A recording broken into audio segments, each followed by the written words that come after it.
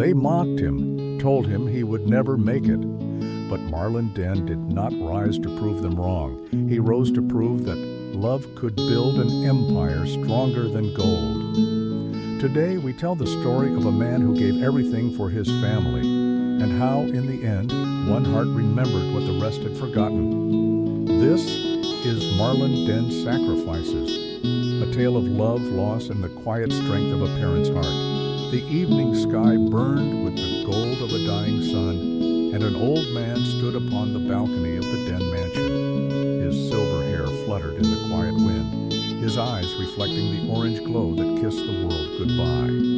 His name was Marlon Den, a name that once commanded boardrooms, brokered empires, and built fortunes. Yet beneath all that splendor, he was still that boy who once walked barefoot in dust, mocked by the world, told he would never make it. He remembered those voices clearly, echoes that once tore into his soul.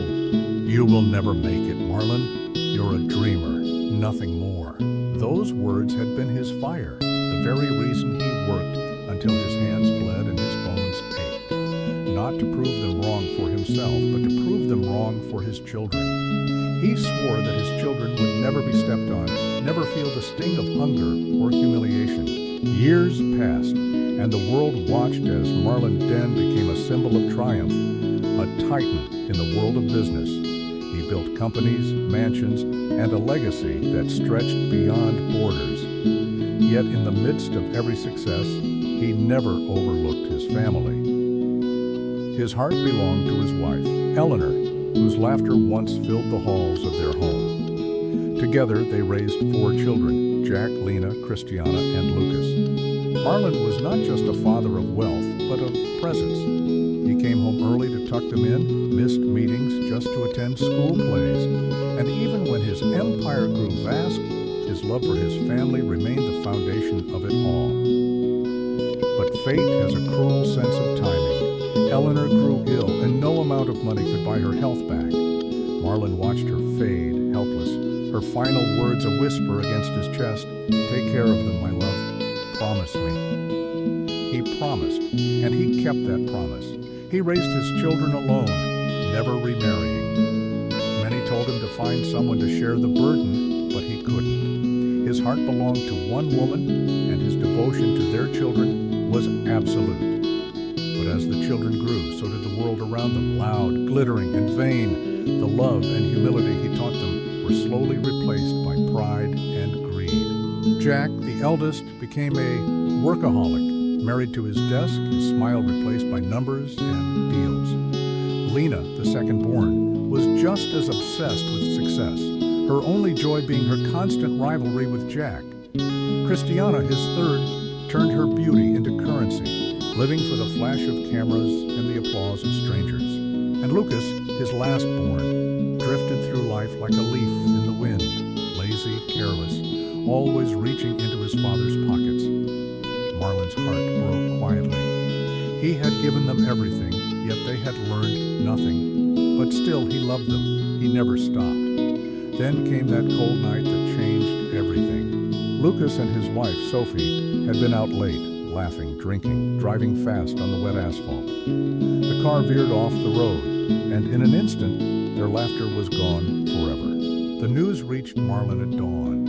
The mansion fell silent that morning. No words, no tears, just the trembling breath of an old man staring into the emptiness of loss.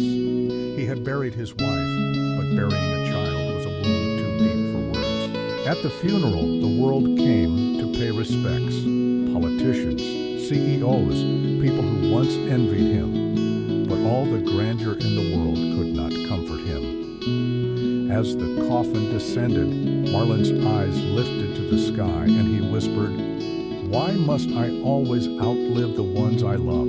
After the funeral, a meeting was held to decide who would care for Matthews, Lucas's son, a boy of 17, quiet and gentle, standing awkwardly in the corner of that vast room. His aunts and uncles spoke of their tight schedules. "I am swamped at the company," Jack said. "I have a conference in Paris next month," Lena added. Christiana crossed her legs and shrugged. "Let's not overcomplicate this. Perhaps the boy would be better off in a boarding home. or an orphanage. He needs structure." Marlon's eyes flared with something rare in him, anger. He slammed his cane against the marble floor. "Enough!" His voice thundered through the room. "If none of you can make time for family, then I will." Silence. No one dared to speak. That day, Marlon Den took his grandson home. The Den mansion was vast, cold, and quiet when the 17-year-old Matthews first arrived. The servants bowed deeply as he entered, addressing him as young master. It made him uncomfortable. He did not like being bowed to. He didn't like being called master. He was different from his parents, humble, observant, soft-spoken. He had known nothing but scorn from his mother and father for being too kind. But Marlon saw something in him, something he once had. The old man began to bridge the distance. Every morning he would knock on Matthew's door. "Come, boy," he would say with a gentle smile. "Let us go fishing. The lake's waiting." At first, Matthews resisted. He stayed quiet, often giving short, polite answers. But as the days passed, Marlon's warmth melted the boys' walls. They went boat riding together, played golf, cooked breakfast, laughed when they burned toast. Slowly, the mansion began to feel like home again. One afternoon, while wandering near the garden, Matthews overheard two servants whispering about how his aunts and uncles had wanted him sent away. The words struck him deeply. That night, he sat beside his grandfather and said softly, "Thank you for not giving up on me." Marlon looked at him, his eyes misting. "You gave me something to live for again, Matthews, but time is never merciful." Behind Marlon's smile was pain, an illness he hid from everyone. Cancer creeping silently through his body. He didn't want his children to know. He didn't want pity. He wanted to live his remaining days in peace with his grandson. One morning, Matthews went to wake him, only to find the door ajar. The room was still, the air heavy.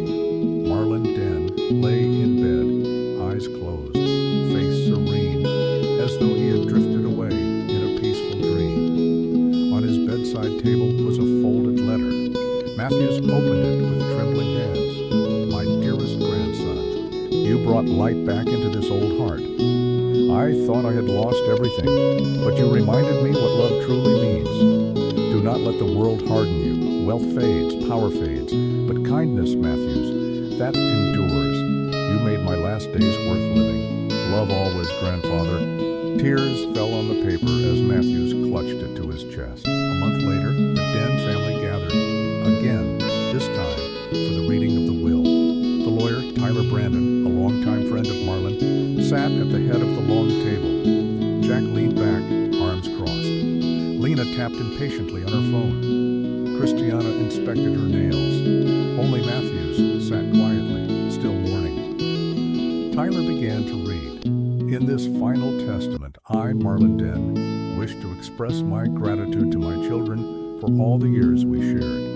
If I have wronged you, forgive me. To each of you, I leave a fair portion of my estate." Jack smirked slightly.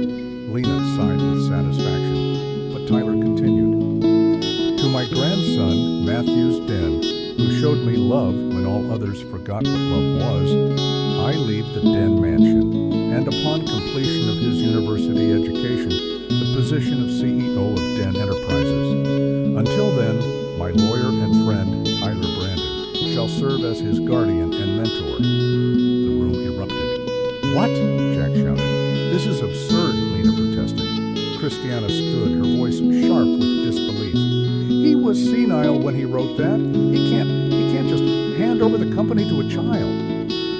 But Tyler remained calm. "It is all signed, sealed, and legal. Mr. Den's word is final." The siblings argued for hours, but the old man's legacy was beyond their reach. Years passed. Matthews Den grew into a man of grace and wisdom. The once quiet boy became a leader who treated his employees like family, who carried humility where others carried ego. One day, as he walked through the headquarters of Den Enterprises, he paused before a massive portrait of his grandfather hanging on the wall. The old man's eyes seemed to meet his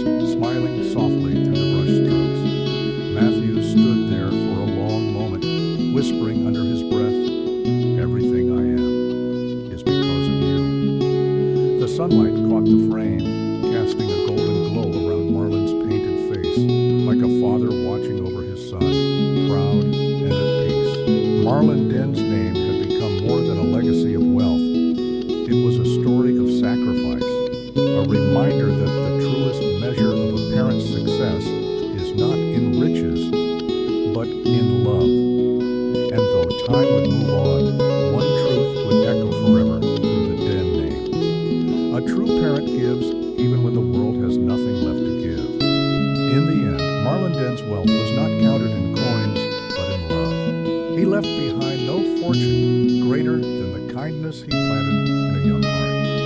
And perhaps that's the truest mark of a parent, to give without keeping score, to love without condition. If this story touched your heart, remember to share it, so another heart may feel it too. Like, comment, and subscribe for more tales that remind us of what truly matters. This is Narratide UGG, where stories find their voice and hearts find their home.